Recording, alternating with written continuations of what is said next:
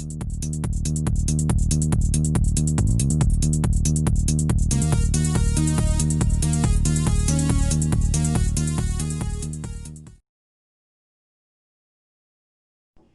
Viewers, நம்ம இன்றைக்கி healthy home சமையலில் ஆடி ஸ்பெஷல். ஆடி வெள்ளிக்கிழமை எல்லார் வீட்லேயுமே பாயசம் பண்ணுவோம். அதே மாதிரி இன்றைக்கி நம்ம ஒரு பாயசம் பண்ணுறோம், வித்தியாசமான பாயசம் பண்ணுறோம். எப்படி செய்யுதுன்னு பார்க்கலாம்.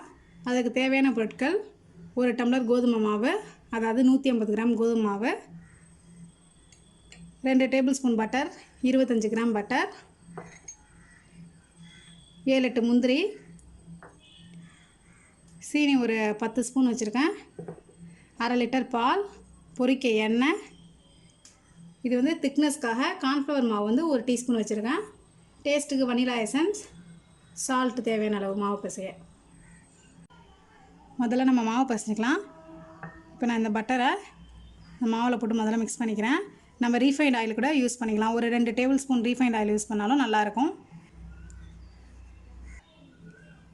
இதோட கொஞ்சமாக சால்ட் போட்டு தண்ணி ஊற்றி நல்லா டைட்டாக பிசைஞ்சிக்கணும்.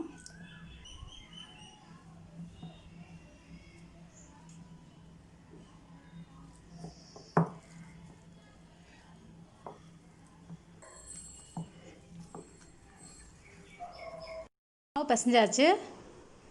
அடுத்தது பேனில் எண்ணெய் ஊற்றி ஹீட் பண்ணிக்கலாம்.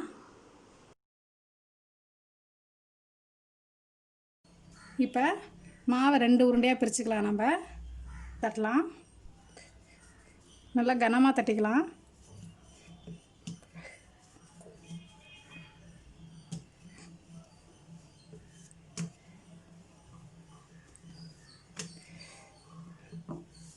ரொம்ப மெல்லிசாக தட்ட வேணாம். இப்போ இதை சின்ன சின்ன குட்டி குட்டி பீஸாக கட் பண்ணிக்கலாம்.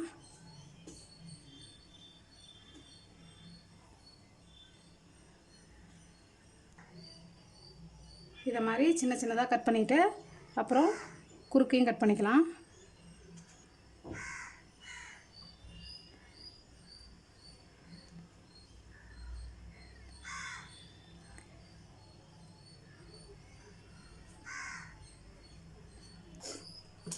இந்த மாதிரி கட் பண்ணிவிட்டு சின்ன சின்ன பீஸாக எடுத்து போட்டுக்கலாம்.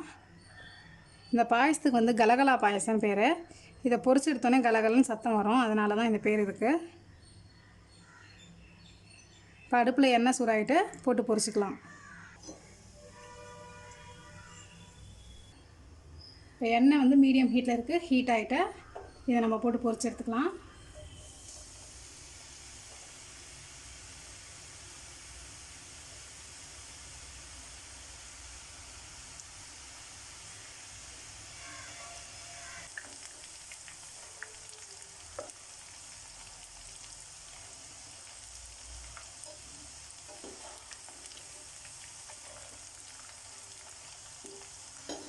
இப்போ நல்லா கலராக ஆகிட்டு நல்லா கிறிஸ்பாகவும் ஆகிட்டு இப்போ எடுத்துடலாம். இதை மாதிரி எல்லாத்தையும் பொரிச்சு எடுத்துக்கலாம். அடுத்ததாக அடுப்பில் இதை மாதிரி 1/2 லிட்டர் பாலை வச்சு நம்ம நல்லா காய்ச்சிக்கலாம். இந்த முந்திரி பருப்பை கொஞ்சம் பால் எடுத்து மிக்சியில் போட்டு நல்லா அரைச்சிக்கலாம். அதே மாதிரி இந்த பால்லேருந்து இந்த கார்ன்ஃப்ளவர் மாவில் கொஞ்சம் ஊற்றி கரைச்சி வச்சுக்கிறேன். இப்போ பால் பொங்கி கொதிக்க ஆரம்பிச்சிட்டு முந்திரியும் பாலையும் கொஞ்சமாக ஊற்றி இதை மாதிரி அரைச்சிட்டு வந்துட்டேன். இதை வந்து இந்த பாலோடு நான் சேர்த்துக்கிறேன். சேர்த்து ஒரு 5 மினிட்ஸ் கொதிக்க விட்டுக்கலாம். இப்போ பால் வந்து முந்திரி போட்டு நல்லா கொதிச்சுட்டு இதுக்கப்புறமா நான் திக்காகிறதுக்காக கார்ன்ஃப்ளவர் மாவு இதுமாதிரி கரைச்ச கார்ன்ஃப்ளவர் மாவு சேர்த்துக்கிறேன். உங்களுக்கு மைதா இருந்தால் நீங்கள் மைதா சேர்த்துக்கலாம், அரிசி மாவு கூட நம்ம சேர்த்துக்கலாம். இதே மாதிரி திக்னஸ்க்காக தான் இது. இப்போ நல்லா இதை கலக்கி விட்டுக்கலாம். இப்போ இதோட நான் சுகர் சேர்த்துக்கிறேன். உங்கள் ஸ்வீட்டுக்கு ஏற்ற மாதிரி நீங்கள் சேர்த்துக்கலாம்.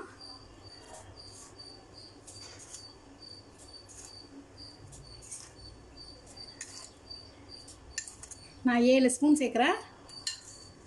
நீங்கள் கம்மியாகவும் சேர்த்துக்கலாம், அதிகமாகவும் சேர்த்துக்கலாம்.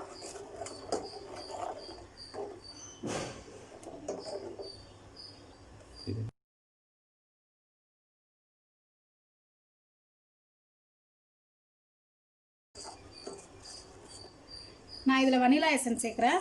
அதுக்கு பதிலாக ஏலக்காய் பவுடர் சேர்த்துக்கலாம்.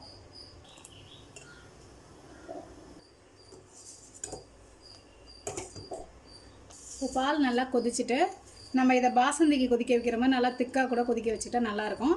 நான் இப்போ லைட்டாக தான் நான் கொதிக்க வச்சுருக்கேன். இதுவே போதும் இந்த திக்னஸ்ஸு. நான் இதோட வனிலா எசன்ஸ் சேர்த்து அடுப்பு ஆஃப் பண்ணிடுறேன். அவ்வளோதான், பாயசம் ரெடி ஆகிட்டு. இப்போ இதை எப்படி சர்வ் பண்ணுறதுன்னு காட்டுறேன்.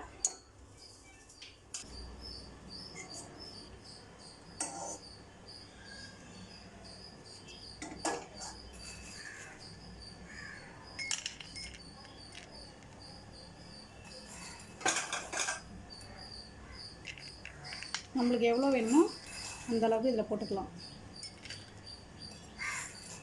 ரொம்பவே சூப்பராக இருக்கும் இந்த பாயசம். நீங்களும் கண்டிப்பாக ட்ரை பண்ணி பாருங்கள். இந்த கலகலாவை வந்து சாப்பிட்றதுக்கு முன்னாடி பாலில் போட்டு சாப்பிடணும். அப்போ தான் நல்லா முறுமுறுன்னு டேஸ்ட்டாக இருக்கும். போட்டு வச்சிட்டிங்கன்னா அது ஊறி போயிடும். அதனால் நீங்கள் எப்போ சாப்பிட்றீங்களோ அதுக்கு முன்னாடி இதை போட்டுக்கலாம். இன்னொரு வீடியோவில் நான் உங்களை சந்திக்கிறேன். அன்பால் இணைவோம், ஆரோக்கியமாக வாழ்வோம். இன்றே இணைந்திருங்கள் ஹெல்தி ஹோம் சமையலோடு.